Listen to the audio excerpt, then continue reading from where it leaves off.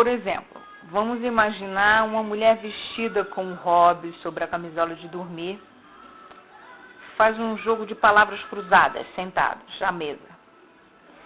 Aí o marido chega, senta com a pasta na mão, um paletó do outro, senta do lado dela e começa a tomar um café.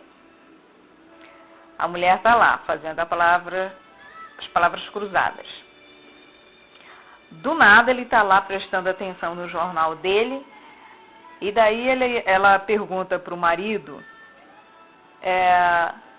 amor, qual o rio brasileiro com 8 letras? Não estou conseguindo lembrar.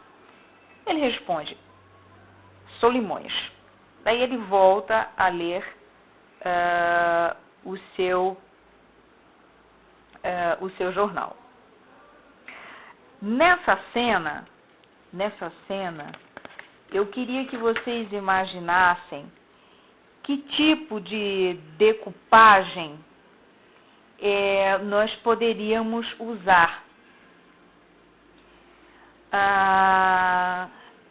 Também, se alguém tiver ideia, em média, de quantas câmeras nós poderíamos ou necessitaríamos usar nessa cena.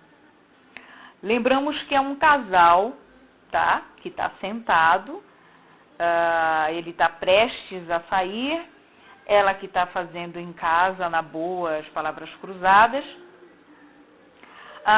Vamos imaginar que eles estão, cada um numa ponta, tá? Então, vamos pensar. Uma primeira câmera, que aí nós poderíamos colocar como master. Essa câmera, ela ia pegar um plano geral. Uma segunda, ela seria preparada para filmar o marido em plano americano, que é aquele básico que todo mundo conhece, que vai ficar ao lado da câmera número 1, certo? E daí vai pegar ele em plano americano. Na câmera 3, nós vamos filmar em plano americano em ação, pegando a ação da esposa, tá? Então, nós vamos ter 2 câmeras em plano americano. Uma para o marido, lado direito, e outra para a esposa. Quando eles estiverem se dirigindo, tá? Usando o texto, conversando, a regrinha básica que todo mundo sabe. Se o marido está na frente e tem uma câmera pegando ele no lado direito da câmera 1, ela vai olhar diretamente para ele, se a câmera não estiver em movimento. A partir do momento em que a câmera entrar em movimento e se aproximar, ela vai ter que começar a olhar para a câmera 6. A câmera 6 está preparada para filmar o plano máximo e a reação do homem, certo? Na 7 é justamente a mesma coisa. Ela está preparada para filmar a esposa em pleno plano próximo, da mesma forma em que nós estávamos usando a câmera 6 para ele, ok? No momento da cena em que o texto pede, em que ela pergunta do rio, que ele responde Solimões, e ele está apressado, ele está lendo o jornal, mas ele está apressado.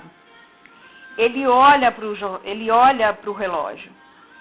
Nesse momento em que ele olha para o relógio, nós não podemos usar nenhuma das 7 câmeras que nós citamos.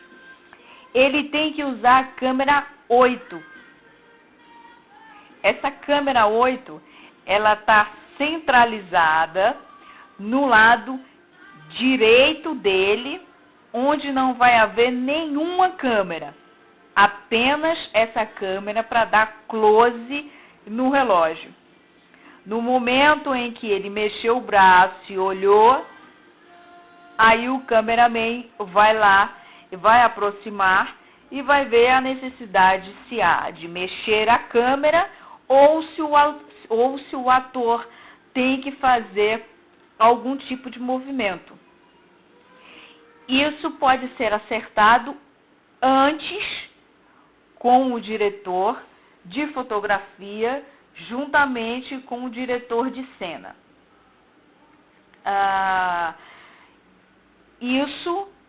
Isso também fica acertado lá atrás na decupagem. O que é uma decupagem? Vamos colocar como se fosse um mapa, um planejamento, um desenho de cena. Basicamente como os desenhos antigos. Como eram feitos os desenhos antigos? A câmera parada e os desenhos, as pessoas desenhavam as cenas no papel e iriam passando. Era assim que eram feitos antigamente. Hoje no cinema, nós usamos a decupagem para ter a visão de como nós vamos gravar. Então, decupagem nada mais é do que o desenho de cena, planejamento de cena. E quem é que faz essa decupagem? Quem faz essa decupagem de cena é o diretor, junto com o diretor de fotografia. Eles juntos. Aí, em seguida, vocês devem estar se perguntando, e o que faz o diretor de fotografia? Sim. Ele vai definir a iluminação, quais as lentes que ele deve usar nessa câmera, né? E também se ela vai precisar de movimento ou não.